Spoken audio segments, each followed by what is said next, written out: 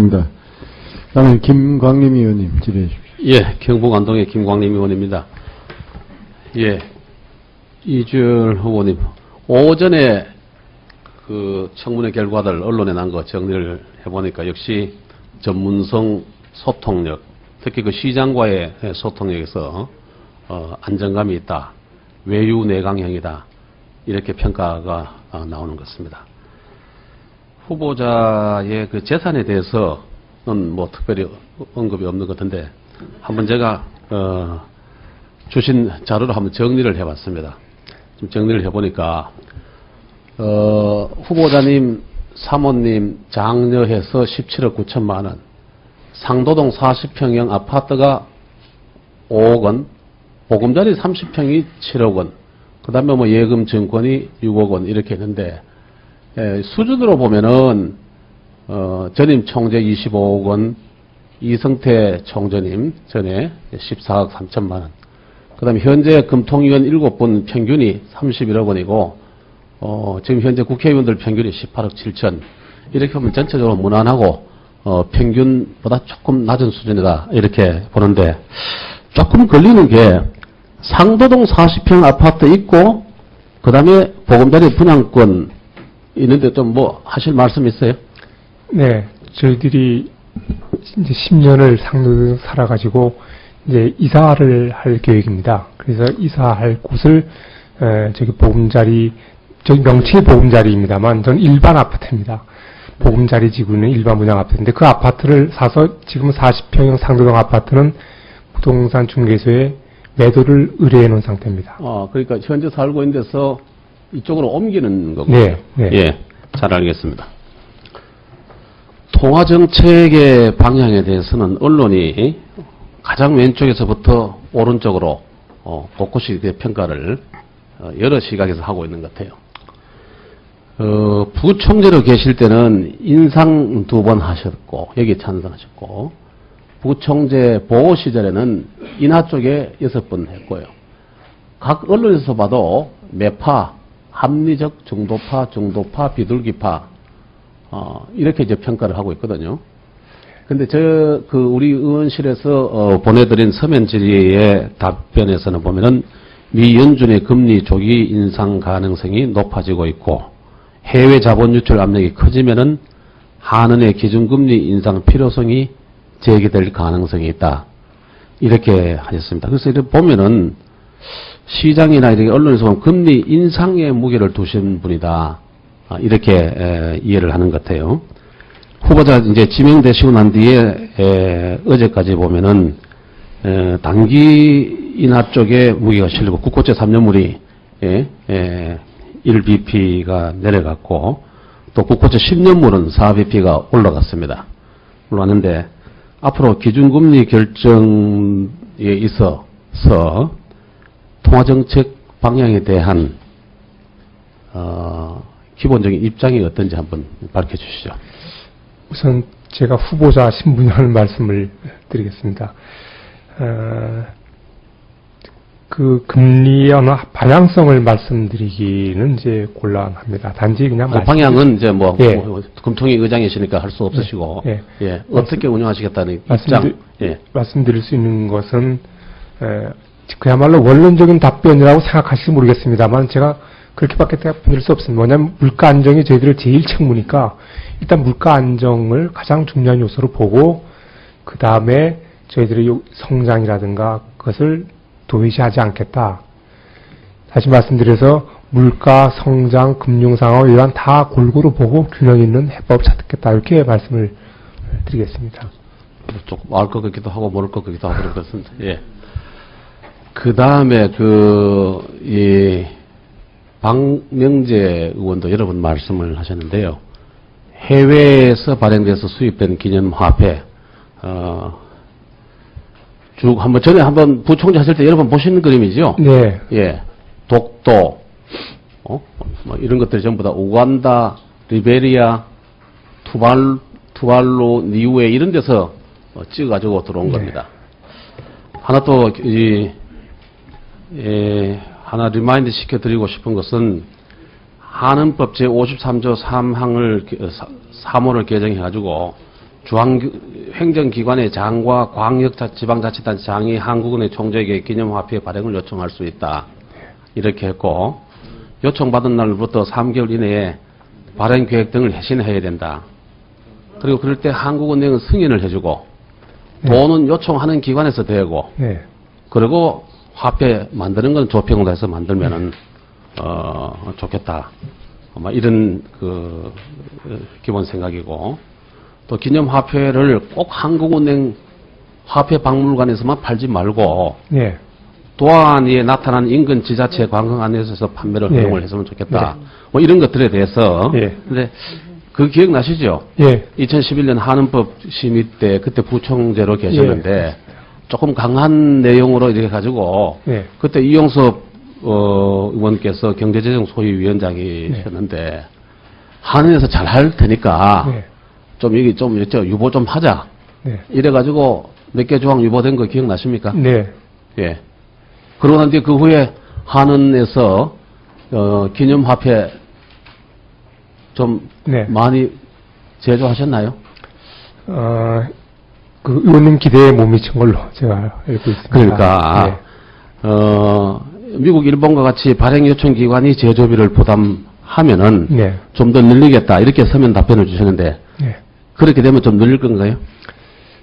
네. 근데 저희들이 하여튼 이게 좀 근본적인 고민이 있습니다. 뭐 의원님 너무나 잘 아니, 뭐 잘 안 해. 그걸요. 예를 들어가지고 또 뭐 전임 총재님과 마찬가지로 화폐가 유통되고 뭐 통화량이 어떻고 이거는 저 가지고 통화량 얼마나 되겠어요?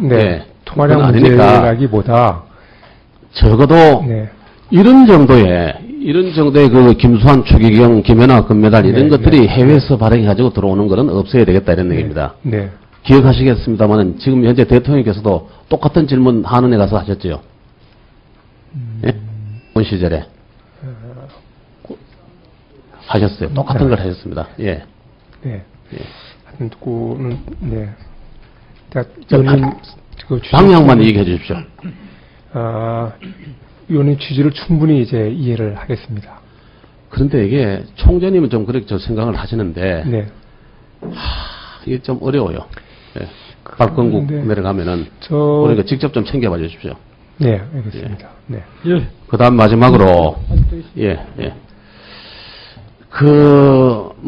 거두절미하고 지금 한국은행의 지방본부가 16개 아닙니까? 그죠? 세종시 빼고. 근데 대충 보면 16개 시도별로 하나씩이거든요. 근데 그게 안 되어 있는 게 보면은, 강릉이 강원도에 춘천께 있으면서 강릉에 있고, 전남이 전남거에 있으면서, 경북이, 대구 경북이 있으면서 포항이 있고, 서울이 강남이 있어요. 이렇게 되어 있는데, 현재 법안 개정안이 어떻게 되어 있느냐 하면은, 지역본부는 광역지자체별로 한 곳을 원칙으로 하는데, 검통위가 정하도록 한다. 이렇게 법안이 나가 있습니다. 어떻게 생각하십니까? 왜 질문 드리는가는 아시죠? 잘 알겠습니다. 제가 이게 원칙적으로 그거는 저희들이 의원님께서 납득하실 수 있도록 저희들이 한번 검토를 하겠습니다. 그러니까 납득하실 수 있다는 말씀, 납득하실 수 있도록 하겠다는 말씀은 저희들이 충분히 설득을 한번 필요하면 설득을 저를 설득시킨 거 아니죠? 그래서 근데 이제 이런 말 이게 좀 적절한 표현인지 모르겠습니다만은 옛날에 총재님 한 분이 지역본부 문제는 통화정책보다 훨씬 어렵다 하는 말씀을 하는 걸 제가 들었습니다. 됐습니다. 잘 알겠습니다. 의원님 질의해 주십시오. 경북안동의 김광림 의원입니다. 한국은행 25번째 우리 이주열 후보자님 축하드립니다. 여기까지 이렇게 짚어보니까 연세대학교 나오신 분으로는 처음 총재 되시는 거고 또 강원도 분도 아주 옛날에 조순 총리 이후에 처음이고 그리고 내부 승진자도 보니까 80년대 이후에 14분의 총재 중에 내부 승진은 23대 우리 이성태 총재이어서 두 번째인 것 같습니다. 언론사하고 전문가들 이런 분이 됐으면 좋겠다 하는 덕목을 내세우고, 그리고 이주열 후보는 이 조건에 맞는 사람이다 이렇게 평가하고 있는 것 같아요. 신임 총재에게 필요한 덕목이 뭐냐? 우리 기재위원 26명한테 이 일에 대해서 조사한 거 보면은 전문성, 정책 일관성, 그리고 조선비즈에서 전문가 32명한테 물어본 것은 우선 전문성이 있어야 되고 소통 능력이 있어야 된다. 매일경제가 전문가 21분한테 조사한 것도 보면은 전문성, 그리고 소통, 그리고 무슨 글로벌 안목, 평판, 균형 감각 뭐 이런 것들이 있는 것 같아요. 서면 질의됐을 때도 총재님께서 업무 수행 능력, 의사소통에 기초한 신뢰감 이렇게 답변하시죠. 네. 예. 언론의 평가는 지금 어떻게 받고 있냐면은 외부와 의견 조율이 탁월하고 시장과 원활한 소통의 적임자로서 청문회 요청안을 보냈다 이렇게 했고, 헤럴드에서는 정통하는 맨 2년 만에 컴백, 예상 깬 내부 발탁, 내경 내일은 온화하고 유연한 합리주의자, 내부적 신망 높은 정통하는 맨. 그런데 이 저 밑에 가면 경향신문에 김중수 총재와 대립각 하려 한 복귀 이런데 이 부분에서 한두 마디 좀 여쭤보려고 그러는데요. 12년 4월에 나가실 때 퇴임사에서 60년에 걸쳐 형성된 고유의 가치와 규범이 부정되어서 혼돈을 느끼는 하는 맨들이 많아졌다.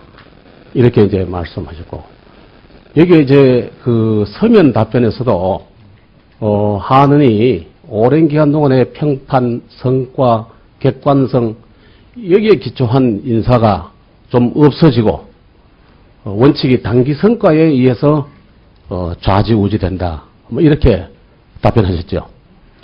네. 예. 그런데 이제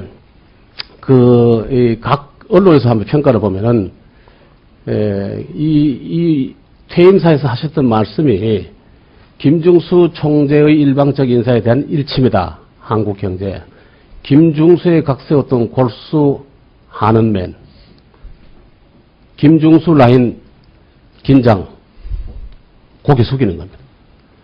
네 편 내 편 가르는 인사는 안 하겠다. 그래서 조직의 통합과 고민 이런 걸 위해서 잊을 건 있겠다. 이렇게 이제 말씀하신 게 있는데, 그래서 사람 오래 살다 보면요, 결국 내부에서 쭉 보면은 그런 이제 반감이나 불만도 있을 겁니다. 또 외부 인사 또 오시면은 그 기준에 맞춰서 또 이제 변화도 하고, 그 다음에 또 내부에서 다시 총재 되시고 하면은 또 안착시키고 그런 거 아니겠습니까? 그죠? 네. 오늘 여기 저 국회 방송하고 연합 인포맥스에서 중계하고 있는데 이 자리를 빌어서 앞으로 인사 어떻게 할 것인지 한 말씀 하시죠. 네. 퇴임사가 자꾸 이렇게 논란이 된 건 정말 저로서도 상당히 곤혹스럽고 당황함을 느낍니다. 그때하고 지금하고 조금 바뀌어져 있는지 또 이제 포함해서 말씀해 주십시오. 네. 그래서 제가 그 말씀드린 저기 서면 답변으로 들었다시피 제가 그런 표현은 그 당시에 이제 인사와 관련해서 드린 말씀이 맞습니다. 그런데 저희들이 앞으로 한국 어떤 조직이든 간에 장이 새로 오시고 이렇게 하면은 나름대로 철학도 있으시고, 그래서 그 새로운 철학에 의해서 인사도 하고 조직 운영할 텐데, 분명히 저는 그 좋은 취지도 있고 운영하다 보면 약간 또 그림자에 해당되는 또 얻은 또 그런 부분도 있다고 봅니다. 그래서 저는 기본적으로 중앙형 조직이라고 하는 것은 일단 조직이 무엇보다 안정이 우선, 안정이 다른 회사나 그런 의미는 아닙니다만 그런 게 다 중요하기 때문에 제가 앞으로 총재로 만약 부임을 하게 된다면 그런 차원에서 어떤 좀 직원들이 좀 동요한다든가 그런 거는 피하고 어떤 안정성을 지속해 나가는 그런 원칙에서 일단 할 그런 다짐을 하고 있습니다. 네. 예. 수고하셨습니다. 다음에는 홍준학 의원님 질의해 주십시오.